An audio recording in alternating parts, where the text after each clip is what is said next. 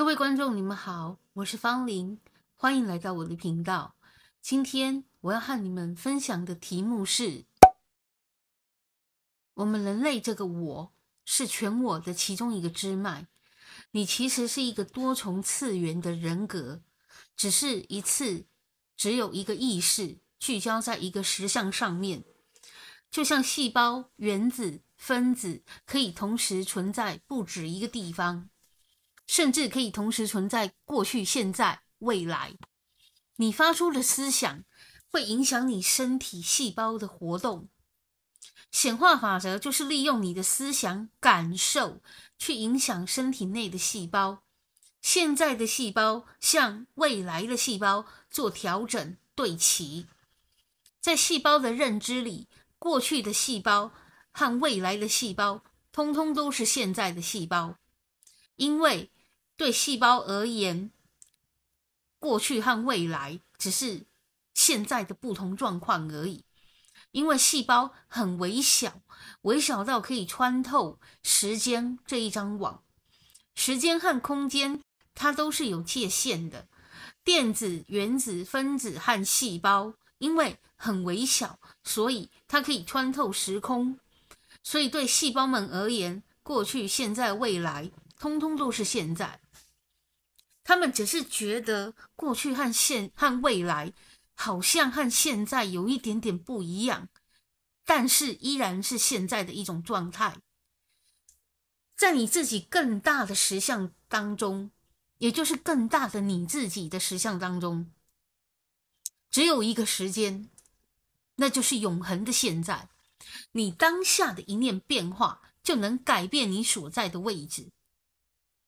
位置是一种属性，你存在的状态本身就有一个振动频率，这个振频让你来到了现在这个位置。改变你存在的状态，你身处的世界就会改变。世界外表虽然看起来没变，但是位置属性已经产生改变。赛斯说搬家就是一个例子。你之所以搬家，住的地方位置改变，说明你内心有部分的你自己已经变了。我们住的房子是我们身体的另外一种象征。你改变了，你住的地方也会变，因为你身边的一切都是符合于你的内心状态才会出现。我们来看看这张图，存有。存有是你的本体，又叫内我，它是很多个我所组成的生命复合体。我们人类是存有，投影一小部分的他自己，诞生在物质界，代替他来体验人生。存有分出无数个他自己，同时去不同的维度、世界体验探索他想体验的世界。存有包含了人格、片段体、对等人物和平行我。通常一世一个人格，前世有前世的人格，今生有今生的人格。在你出生的时候，自然会诞生出一个新的人格，然后这个人格是你的主人格。所有前世的人格此刻都存在你的潜意识内，潜意识里面前世的人格继续存在他当时的时空当中，和今生的你同时存在。过去并没有死去，它仍然以现在进行式存在于过去的时空当中，和今生的你同步活着。你每一个念头改变，人生做出抉择，以至于改变你的实相的时候，你的前世版本也会跟着改变，所以前世也会变动。也就是赛斯说的，在过去的时间里，人有新的活动。你的每一刻都有着无限多的可能性，形成无限多的分支，未来亦复如是。你现在改变了，你的前世和来世的版本也会因为你改变而改变。所以站在高维的角度来看，因为万事万物都是处于不断变动的状态，所以过去心不可得，现在心不可得，未来心不可得，一切皆如梦幻泡影。时间根本不存在，只有你的体验会永远存在你的阿卡西记录，也就是你的阿赖耶识当中，其他的一切皆如过眼云烟。你的每一个前世就像一株植物的所有叶子，一片叶子是一个前世，一片叶子是一个前世，每一片叶子都是独立存在的生命，叶子和叶子之间有关联性，但各自有各自的因果，前世的因不是今生的果，因为每一刻的你自己都不是同一个你自己。如果你们有读过巴夏和赛斯的资料，就能够理解为什么前世的因不是今生的果。因为我们每一个当下，心情、念头都没有保持在相同的念头和相同的情绪状态，所以我们只是相似的自己，却不是同一个自己。相是由念头变现出来的，前念灭，后念生。我们看到的相是念头的相续相，不是真正相续。真正相续是不会变的，它变化，每一个都不相同。我们只能称它为相似相续相，不是完全相同。所以每一刻的你都不是同一个你。为什么你没有察觉呢？因为每一秒之间都非常的相似，而且你又有记忆来连结，所以你不会觉得下一秒的你是不同的你。心情转变就是很好说明前一刻的自己和现在的自己不是同一个自己的例子，因为不同的心情会引导你做出不同的行为，产生不同的结果，这时候就会有不同版本的你同时存在，去选这些不同的行为了。平行我和你的差异其实只是频率的些微不同，尤其在面临人生重大抉择的时候，一个念头的转变，其结果往往天差地远，在这个时候才容易看到生命的不同可能性，不同实相。过去和未来其实是不存在的，当你回过神，你会发现你已不在刚刚那个过去里面。即便你努力回想1分钟之前，你也是用现在的心在回想1分钟之前。你永远活在现在这一刻，当明天来临的时候，明天也是变成今天来到我们面前。所以永远只有现在，没有过去，也没有未来。我们每一个人都有自己的对等人物，在一个世纪之内，灵魂大约有3到4个自己会来投胎，出生在不同的国家、不同的种族里，带着不同却相同的欲望。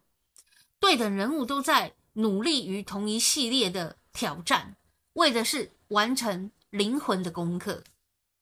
所谓对等，就是你内心暗藏的自己，也就是你内在潜在的自己。赛斯的书里面有过这么一段描述，鲁伯有个学生叫佛罗伦斯，他的对等人物是在中国的一个年轻男子。那个年轻男子已经挨饿很多年了。佛罗伦斯是个很胖的女生，减肥一直都不成功。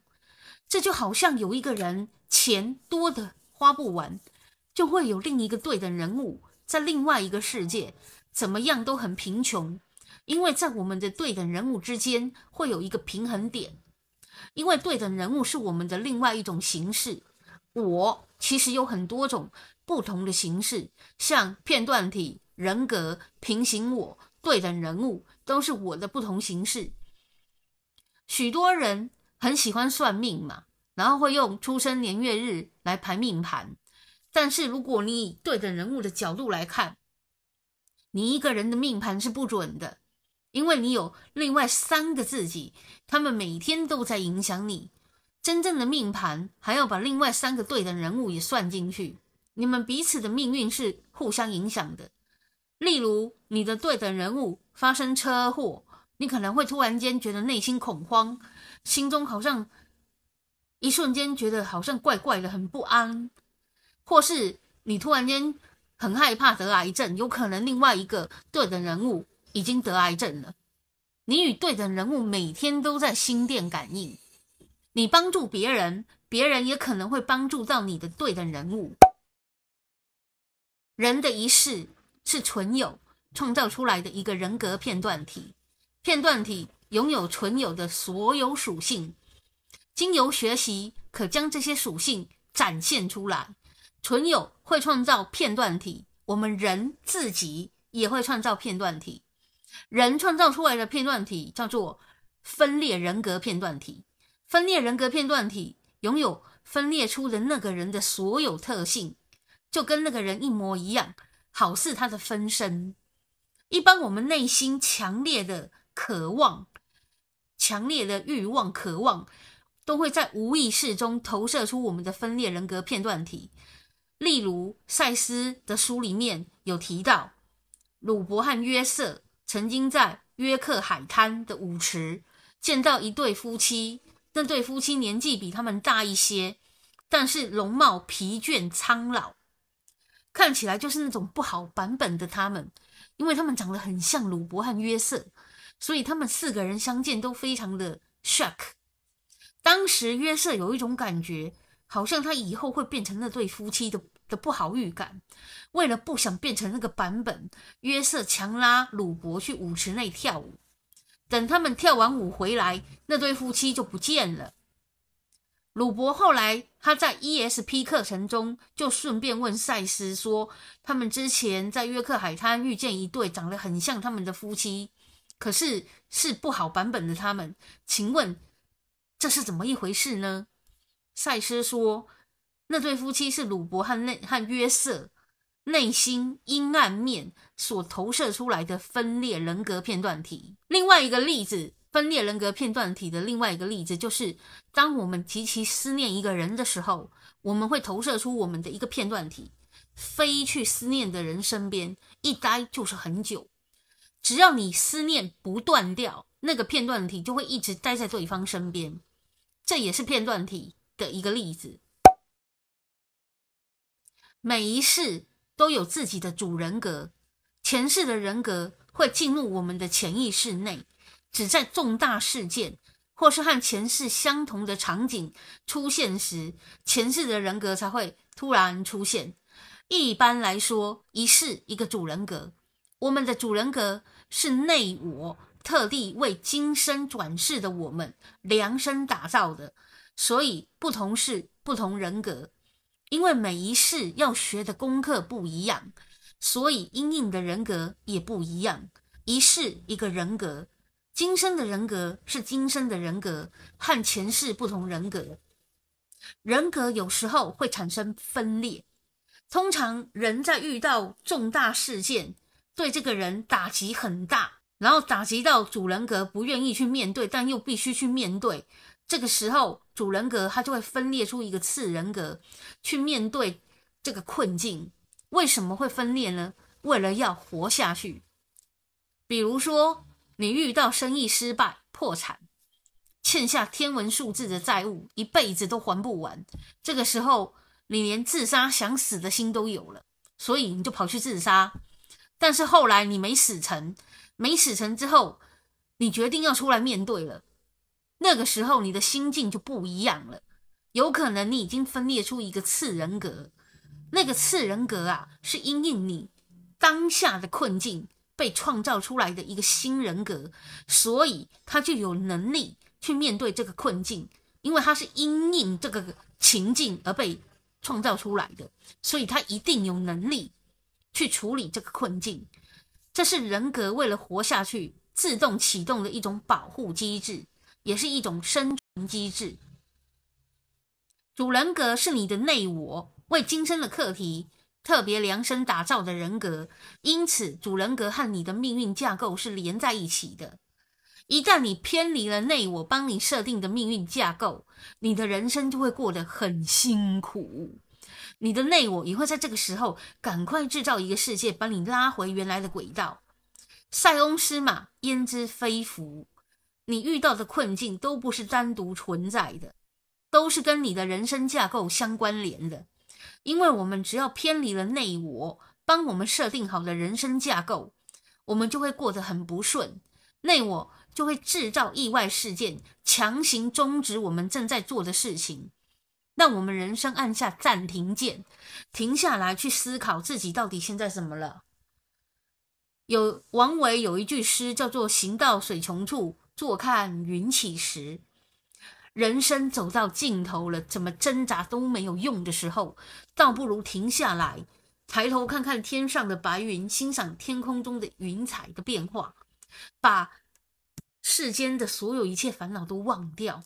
也许你心境转变之后，在某一个片刻，你会用心电感应的方式接收到你的内我传给你的解决的讯息。没有永远的困境，也没有永远的顺境。命运架构是一个大方向，在大方向内充满着无限的可能性。你的每一种选择都会带出不同的过程，产生不同的体验和经历。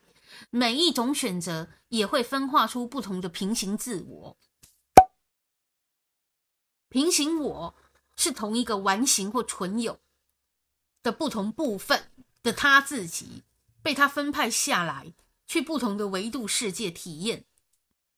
存有是我们的本体，又名内我，它是灵魂大我的一种。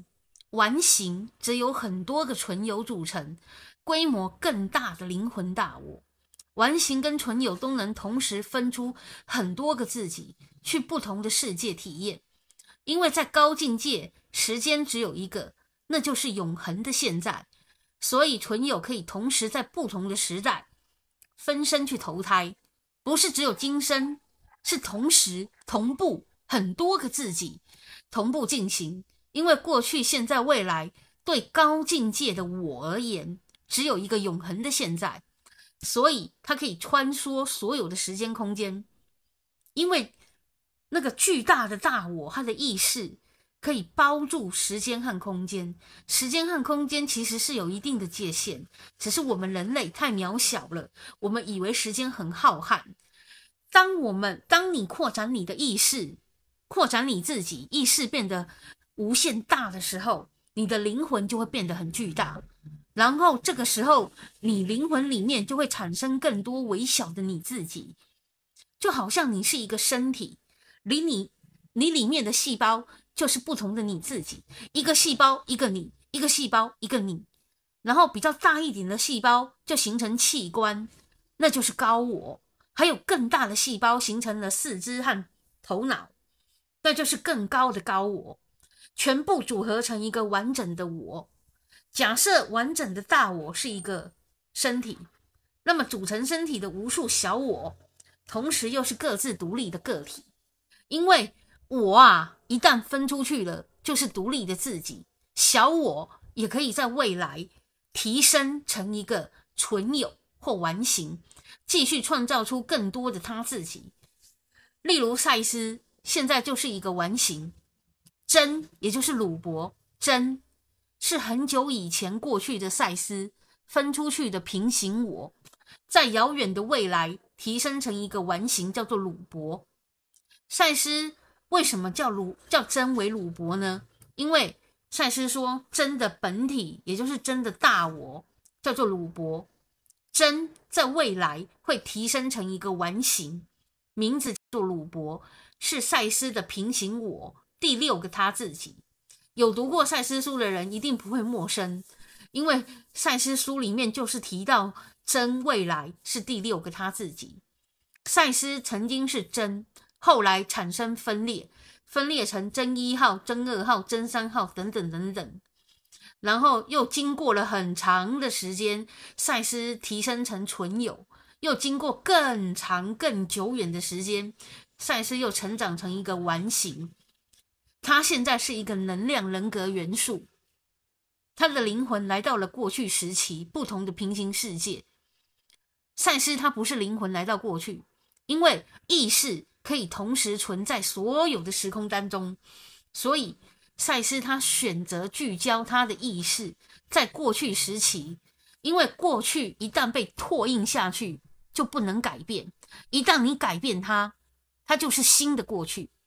也就是赛斯说的，在过去仍旧有新的活动、新的可能性被创造出来，形成新的过去实相。所以赛斯来到过去，他自己存在的那个时空是一个新的过去时空，一个他自己曾经存在另一个版本的过去时空，遇见了过去的他自己真，也就是未来的鲁伯。因为是平行自己，所以 DNA 一样，所以真可以通灵赛斯，成为赛斯的代言人。就像巴夏的代言人戴罗，有一世和巴夏是同一个前世，所以他们 DNA 相似，也因此他们通灵接上了线。为什么我说真是过去赛斯的其中一个平行自己？我们可以看一下赛斯他在早期课2这本书里面的描述。我们来看一下，我是鲁伯的一个未来，鲁伯的人生并没在我的记忆里，因为当我是鲁伯时，我做不同的事，他并没被我的那个实相所拘束。我有身为鲁伯的记忆，但我城市的鲁伯并非在他实相里现在的鲁伯。我做不同的事，就是做不同的选择，因此他们产生分裂，这就是平行我。赛斯和鲁伯有相似的记忆，但不是相同的记忆，因为平行我之间就是相似却不相同的自己。好，我们再来看下一段。很多个世纪之前，鲁伯是我自己，赛斯，但是就个人的价值完成而言，他成长也扩展了，他现在是一个完形，一个赛斯可以展成的可能人格之一。我代表另一个，我是另一个。我们来看一下这句话，可能人格之一，就是可能的平行我。可能这2个字就是可能性，可能性自己就是平行自己。平行我对个别的小我而言是各自独立的，他不是你，你也不是他。但是对大我而言，平行我是大我身体里的一部分，就像一整株植物之于每一片叶子，整株植物是大我，每一片叶子是不同的平行我，然后叶子可以单飞去自我成长，长成原来的整株植物。小我在未来可以提升成大我，如同叶子长成整株植物。有些植物它是叶片繁殖，例如石莲花、秋海棠，还有一种花蒲公英，它的那个棉絮吹出去，无数的棉絮落在不同的地方生根，就长出蒲公英。就是一小片叶子都具足它原来创造它的大我的全部，本自具足，你懂吗？你的每一个细胞都具足你整个身体的形象，只是它很小，小成一个细胞。每一个小我都具足大我所拥有的一切，所以小我在未来可以提升成长，跟大我一样的层次，一样的等级。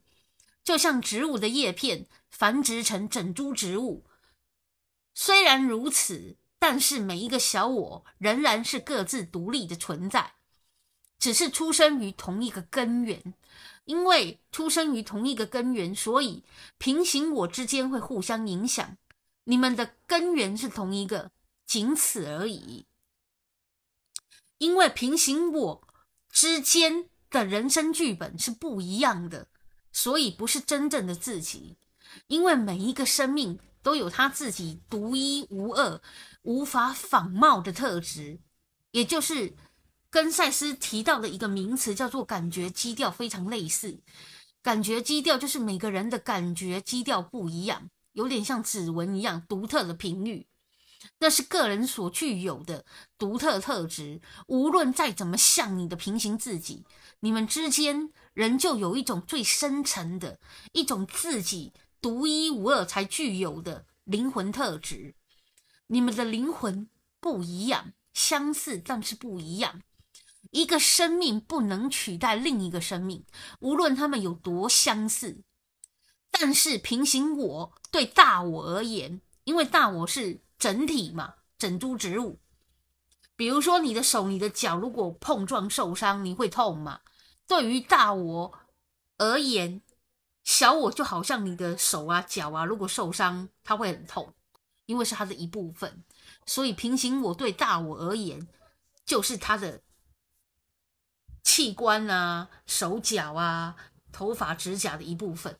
小我可以单飞、自立门户，成为另外一个新的体系哟。有一天成长跟大我一样，然后继续分裂出他自己的小我。所以我们每个人既是独立的个体，同时又是我们本我大我的一部分。所以赛斯是赛斯，真是真，他们的根源是同一个，仅此而已。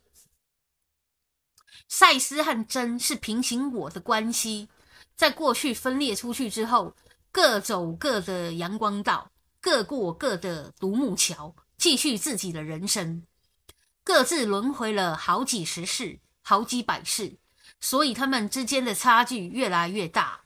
赛斯和真已经是两个不同的生命了。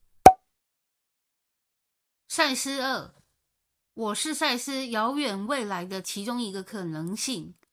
我们来看看这句话，我是赛斯遥远未来的其中一个可能性。其中一个可能性，这个意思代表赛斯2也是赛斯的平行我，而且是未来的平行我。有读过赛斯书的人一定会知道，赛斯2的等级比赛斯还要高。赛斯2又说，物质宇宙是我们创造的，所以赛斯2已经不只是纯有或完形这个等级的生命了，它有点接近一切万有，因为它可以创造物质宇宙，也就是我们的宇宙。赛斯2说，物质宇宙是我们创造的，不是赛斯2一个人创造的。我们表示是很多和赛斯2一样等级的纯有，创造了我们的物质宇宙。赛斯2虽然物质宇宙是我们创造的，但是我们并不了解被我们创造的生命，因为我们没有那些生命所拥有的情感。由此可知，情感这种东西是在宇宙不高的层次中诞生出来的。我会继续成长，分裂出更多的我。赛斯2的一小部分是过去的赛斯，大部分都是新的赛斯。也就是说，赛斯2是在更高的层次诞生出来的，它没有在物质世界出生过。赛斯2的声音像机械人一样，非常有威严，但是没有情感。过去的赛斯只占赛斯2生命的一小部分。我们再来看看下一个片段。在我的实相内，我们有一群内我，全都是赛斯。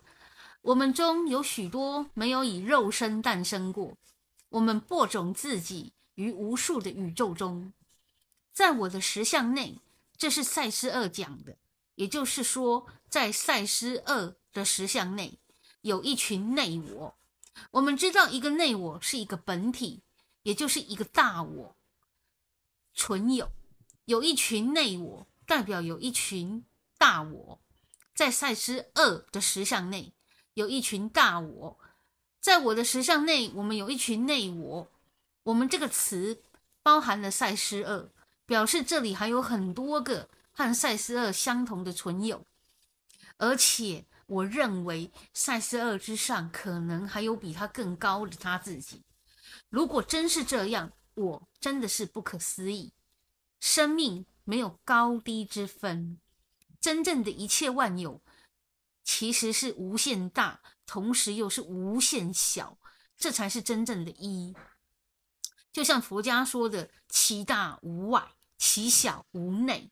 再怎么微观的生命，都本自具足，创造它的巨大生命的全部特质。生命有无限多的可能性。赛斯系列和我的部分就先介绍到这里。我是方玲，如果你们喜欢我的影片，请记得帮我订阅并开启小铃铛，你就不会错过我的下一支影片。我们下次见，拜拜。